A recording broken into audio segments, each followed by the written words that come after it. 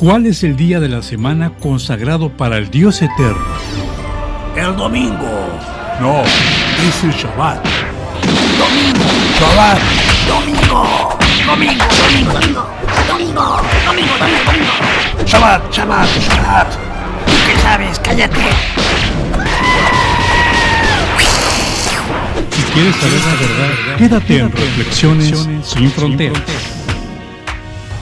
Reflexiones sin fronteras.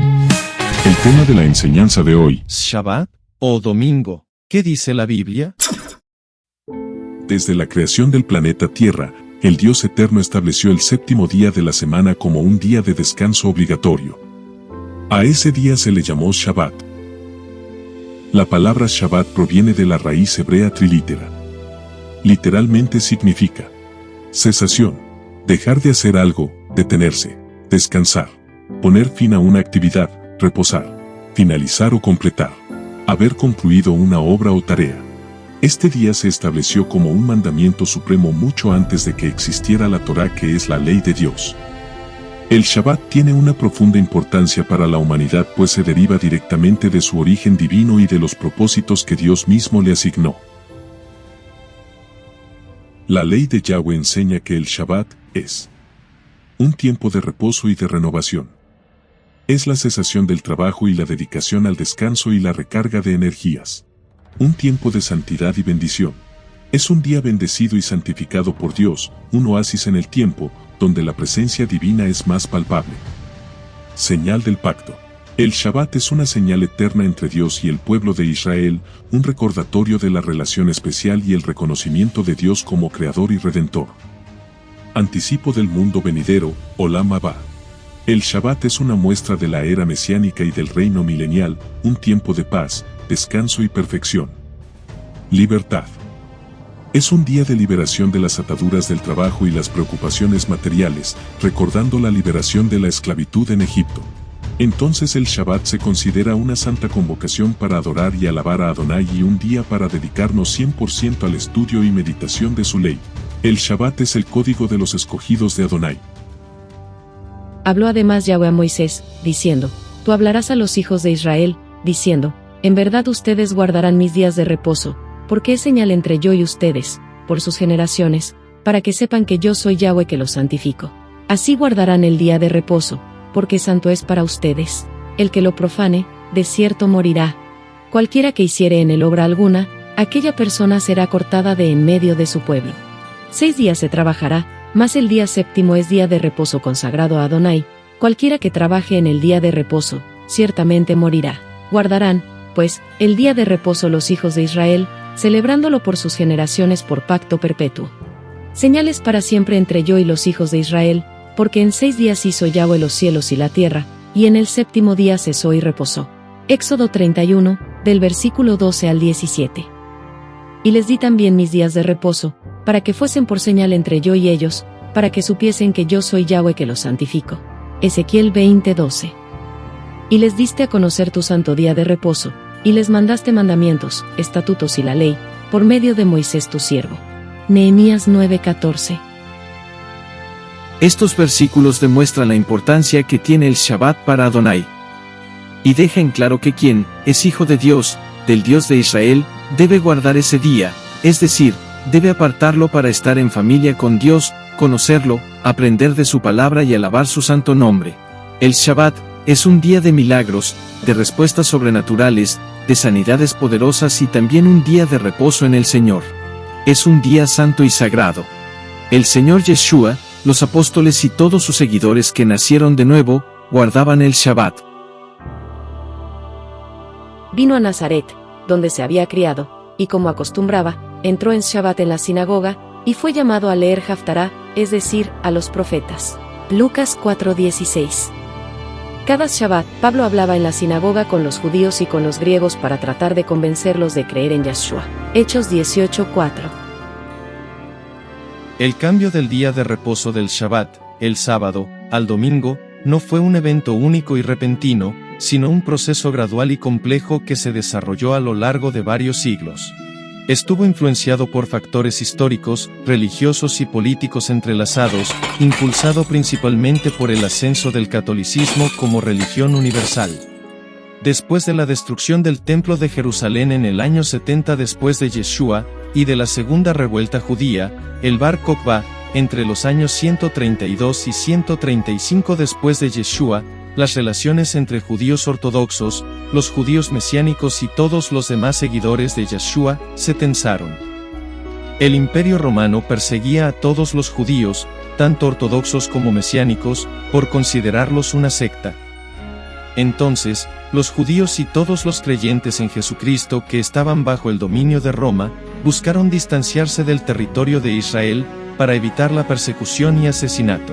A esto se le conoce como la diáspora o la dispersión. Los creyentes mesiánicos se sujetaban a las modificaciones que el Hijo del Dios viviente hizo a la Torá, a las cuales llamó pacto renovado o evangelio. Por eso surgió la necesidad de enfatizar la nueva identidad en Yeshua y la separación de las prácticas halágicas ortodoxas de los judíos, por ser en su mayoría, mandamientos de hombres y mitos rabínicos, mas no la palabra de Adonai. Muchos seguidores de Yeshua no habían nacido de nuevo, y no eran judíos. Ellos empezaron a causar división en la iglesia al no estar de acuerdo en obedecer la Torá, y solo querían obedecer algunas partes del Evangelio. Por eso, los creyentes se empezaron a dividir en decenas de grupos, creando dogmas, mezclando mandamientos de hombres y creencias locales con la palabra de Dios. El emperador Constantino I, aunque no se convirtió completamente al judaísmo mesiánico, hasta su lecho de muerte, mostró un creciente favor hacia la fe en Yeshua a principios del siglo IV. En el año 313 después de Cristo, emitió el Edicto de Milán, que garantizaba la tolerancia religiosa y ponía fin a la persecución de los mesiánicos. Constantino no era un teólogo, sino un estratega político. Al apoyar el domingo, podía unificar a su diverso imperio bajo una práctica religiosa común que satisfacía tanto a mesiánicos como a aquellos que veneraban al sol. Esto contribuía a la estabilidad y cohesión política que generaría una frágil unidad en su vasto imperio. Reconoció el creciente número e influencia de los mesiánicos y vio en el cristianismo una fuerza cohesiva potencial. Al apoyar el cristianismo, también podría unificar diversas prácticas religiosas bajo una observancia común. Así surge el decreto de Constantino del 7 de marzo del 321 después de Cristo. Este edicto ordenó que todos los jueces y gente de la ciudad y todos los oficios de todas las artes debían descansar en el venerable día del sol, Venerabili die solis. A medida que la iglesia cristiana crecía y se consolidaba de una forma más inclusiva y popular, se realizaron concilios para establecer doctrinas y prácticas.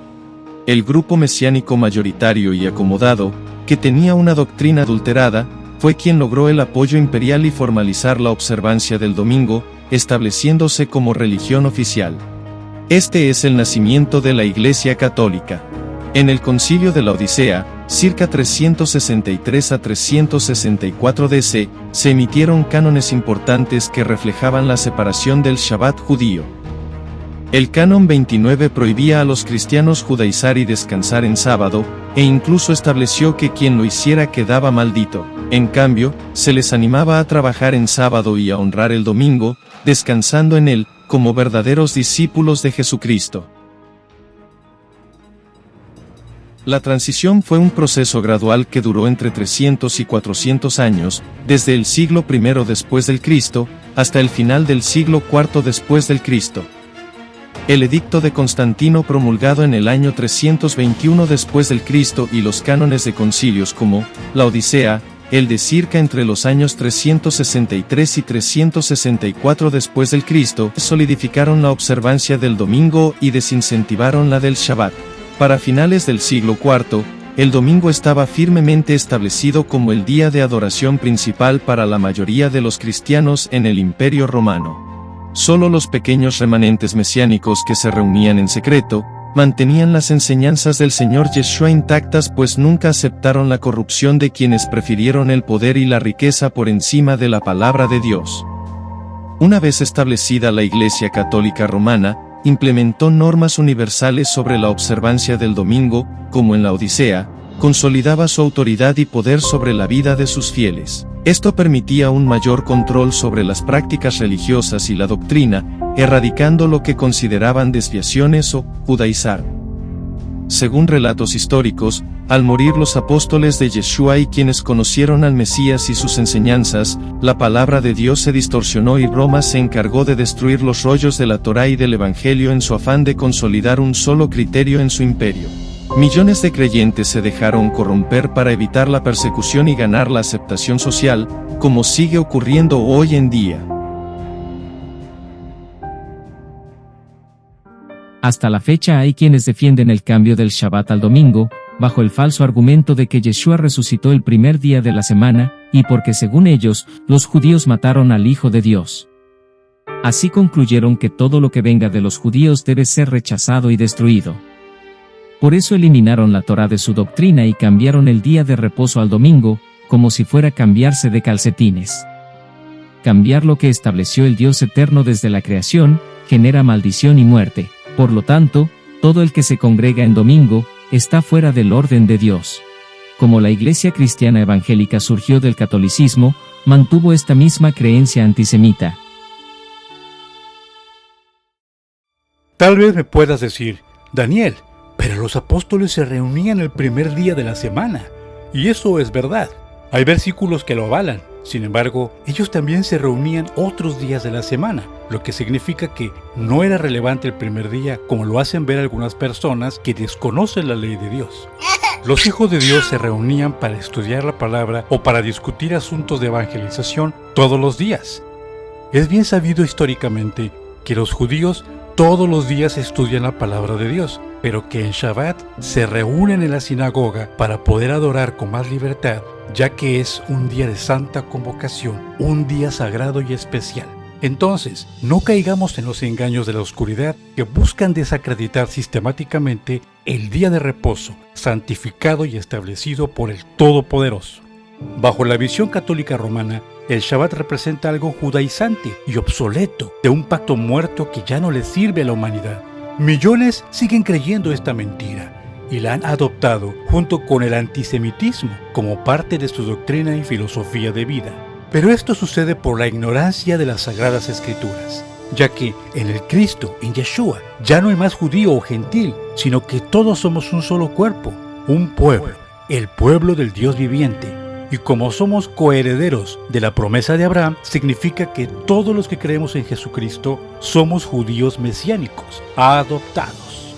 Por lo tanto, quien diga ser hijo del Dios viviente debe amar a los judíos y debe bendecirlos, ya que el Salvador es judío. Y justo por la rebeldía del pueblo judío es que alcanzamos misericordia. Ahora, nosotros mismos formamos parte de ese pueblo, que si bien muchos están en herejías y en idolatría, y hay quienes no aceptan a Jesucristo como el Mesías prometido, Adonai los va a juzgar a su tiempo. A nosotros nos toca obedecer su ley. El primer día de la semana era conocido en Roma como Dies Solis, Día del Sol, dedicado al dios pagano Invictus. La Iglesia Católica Romana es quien decidió tomar este mismo nombre, pero para no verse tan descarados, hicieron un juego de palabras y dijeron que el día de reposo sería el primer día de la semana y se llamaría Dies Dominicus o domingo, en honor al dios Sol, que traducido del latín significa el día del Señor, sin entender en realidad cuál es el día del Señor. Ahora sabemos que este cambio del Shabbat al domingo solo benefició a la oscuridad, a quienes odian la ley de Dios y a quienes aborrecen a sus hijos, porque saben que quien guarda Shabbat recibe una protección sobrenatural y cuenta con el sello que distingue a los hijos de Dios. ¿Sabías que el día del Señor no es en sí un día, sino que es un periodo relacionado con un acontecimiento devastador que pondrá fin al planeta Tierra? Si quieres saber qué es el Día del Señor y por qué es importante entenderlo, no te pierdas el próximo episodio de Reflexiones sin Fronteras. Será impactante. Yo soy Daniel Marzoa y mi deseo para ti y para los tuyos es que Yahweh te bendiga y te guarde, que haga resplandecer su rostro sobre de ti y tenga de ti misericordia. Adonai alce sobre ti su rostro y ponga en ti paz. hasta que nos volvamos a encontrar. Life is worth the living just because Yeshua lives.